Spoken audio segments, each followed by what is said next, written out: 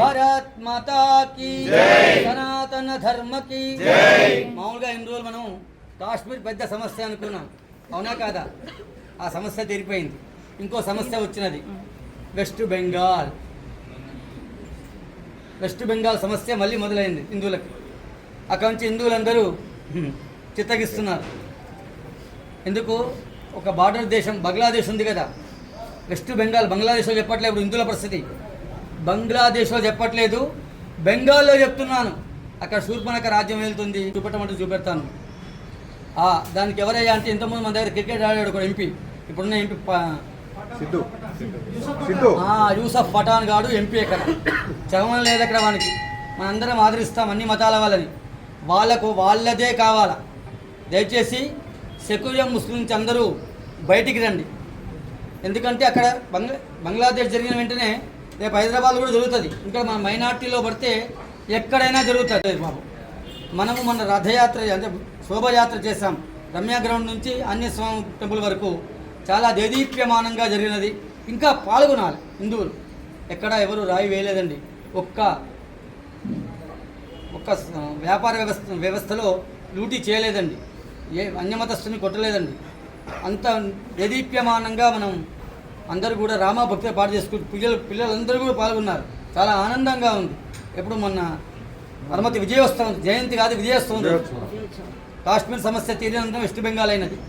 కాశ్మీర్ చాలా చిన్న రాష్ట్రం, వెస్ట్ బెంగాల్ పశ్చిమ బెంగాల్ చాలా పెద్ద రాష్ట్రం. పెద్ద రాష్ట్రం అది తెలుసుకోవాలి మీరందరూ కూడా. తర్వాత ఆంధ్ర, తెలంగాణ, దక్షిణాది కూడా మొత్తం వ్యాపరిస్తున్నారు. మీ ఇంటి పక్కన ఎవరైనా సరే కొన్నాడు మాత్రం చేయకండి, దాంతోపాటు 10 మంది తయారవుతారు. మీ వ్యవస్థకు, మీ ఆచారానికి, మన శక్తికే ముప్పు ఉన్నది, తెలుసుకోండి దయచేసి.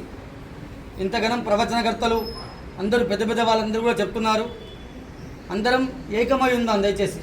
మేము ఒక్కరు చెప్పినంత మాత్రాన మీరు మారుతారని లేదు. మారిన వాడే మన హిందూ. ఎందుకంటే గత సంవత్సరాల నుంచి చూస్తున్నాం మనం. ఇకనైనా దయచేసి బెంగాల్ మనకు ఎదురుగా కనిపిస్తుంది. అందరూ మారండి దయచేసి. వక్ఫ్ బోర్డు అని దాని సవరణ మాత్రమే చేశారు. చేసినందుకు పాపం 2 వ్యక్తులు దేవతా విగ్రహాలు చేసుకుంటారు. వాళ్ళు మన దేవతా విగ్రహాలు చేసి అమ్ముకొని పొట్ట నింపుకుంటారు. వాళ్ళ నాన్నగారికి 70 ఏళ్ళ వయసు, 74 ఏళ్ళ వయసు ఉంటుంది. కొడుకు 42 ఏళ్ళు, 43 ఏళ్ళు ఉంటాయి. ఇద్దరిని చంపేశారు. వాళ్ళకి వక్ఫ్ బోర్డు అంటేనే తెలియదు అసలు. మీకు తెలుసా విషయం? అదే వేరే అన్యమతస్తు సంపాదిస్తే ఇప్పటికే రాహుల్ గాంధీ, మల్లికార్జున ఖార్గే గారు, చెప్తున్న ఖార్గే గారు, వీళ్ళందరూ కూడా ఇక్కడ కొందరు ఉన్నారు కదా, హేతువాద సంఘాలని అందరూ పైకి వస్తారు. కానీ హిందువులకు అయినప్పుడు మాత్రం ఒక్కడు బయటికి రాడు. ఇకనైనా కళ్ళు తెరవండి దయచేసి. అఖండ భారతాన్ని నిర్మించుకుందాం. భావితరాల శక్తి కోసం, మన భూభాగం కోసం, మన సాంప్రదాయం కోసం. నేను 1,00,000 పూజలు చేశానా, 1000 కొబ్బరికాయలు కొట్టానా, 100 కొబ్బరికాయలు కొట్టానా కాదు. నీ ధర్మాన్ని నువ్వు కాపాడావా లేదా? నీ ధర్మం పక్కన నువ్వు నియతగా ఉన్నావా లేదా? నీ ఆచారాన్ని నువ్వు కాపాడావా లేదా? ఐక్యమత్యంగా ఉన్నావా లేదా? కావాలి. ఐక్యమత్యం ఉంటేనే బలం. ఎందుకంటే మనం ఐక్యంగా ఉన్నంతసేపే మనము ఇక్కడ సురక్షంగా ఉంటాం. లేదంటే మనం బానిసలం అవుతాం. మన ఇంట్లో శక్తి కూడా ఉండదు, డబ్బు కూడా ఉండదు, మనన్నే ముండమవుతారు. ఇది చరిత్ర చెప్పిన సత్యం. భావితరాల పిల్లలారా, ఇకనైనా మీరు బానిసలు కావద్దు. భావితరాలకు బాసట కావాలా? శ్రీరామచంద్రుని యొక్క అనుగ్రహం మీ అందరిపై ఉండాలా? ఇలా పూజ చేసుకోవాలా? ఇలా ఉండాలా? ఇలా గుడికి రావాలా? అయ్యవారిని, అమ్మవారిని అర్చన చేసుకోవాలా? మన సాంప్రదాయాలు కాపాడుకోవాలంటే మనందరం ఐక్యంగా ఉన్నప్పుడే, సమర్థమైన నాయకుడిని వెన్నుకున్నప్పుడే ఇవన్నీ అవుతాయి.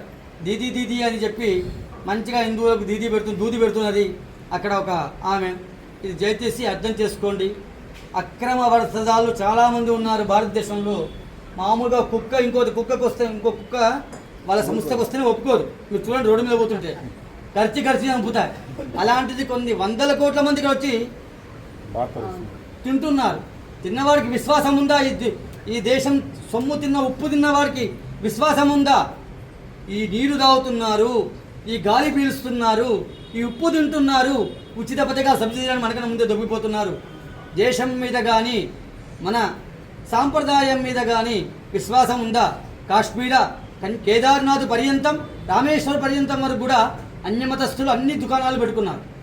ఎక్కడ మన పవిత్ర పుణ్యక్షేత్రాలు ఎక్కడున్నాయో అక్కడంతా మసీద్, ఎక్కడ దేవస్థానం పుణ్యక్షేత్రం ఉందో అక్కడ పరమతమైన చర్చి కానీ మసీద్ కానీ ఉంది.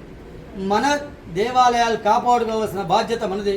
కావలిస్తే మీరు చూడండి, మన దేవాలయాల నుంచి ఎంత ఆదాయం ప్రభుత్వం పోతుందో మీరు అర్థం చేసుకోండి. మొన్న శ్రీరామనవమి వచ్చినది, ఎంత బిజినెస్ అయినది, ఎంత వ్యాపారమైనది. అంత పూర్వం ఉగాది వచ్చినది, ఎంత వ్యాపారం. మామిడాకుల దగ్గర నుంచి కొంటాం మనం, అవునా కాదా? వెంటనే శోభయాత్ర, దీని వెంటనే హనుమత్ జయంతి, వెంటనే ఏకాదశి, ఇలా మన పండుగలు నెలకోటి వస్తాయి. మనమే ఈ దేశానికి, ఈ భారతదేశానికి, ప్రపంచానికి మన హిందువులే ఆర్థిక బలం హిందువులే. దయచేసి మీరు కొనే ప్రతి ఒక్క వస్తువు 10 పూలు కొనక్కర్లేదు, 2 పూలు కొనండి చాలు. కానీ నీ ధర్మాన్ని, నీ ఆచార వ్యవహారాలు కాపాడే వాళ్ళ దగ్గరే దయచేసి కొనండి. ఎందుకు చెప్తున్నామో అర్థం చేసుకోండి. ఒక్క పువ్వు కొన్నా సరే శుచి శుభ్రత ఉన్నవారి దగ్గర కొనండి. అందరినీ మన దాంట్లో కూడా ఉన్నారు చెప్పట్లేదు, కానీ అందరం ఐక్యంగా ఉంటేనే ఈ శక్తిని కాపాడుకుంటాం, ఈ భూభాగాన్ని కాపాడుకుంటాం, ఈ దేవాలయాలు, ఈ వ్యవస్థ కాపాడుకుంటాం. సర్వే జన సుఖినో భవంతు. సర్వే జన సుఖినో భవంతు. భారత్ మాతా కీ జై. సనాతన ధర్మ కీ జై. భారత్ మాతా కీ జై. సనాతన ధర్మ కీ జై. విన్న వాళ్ళలో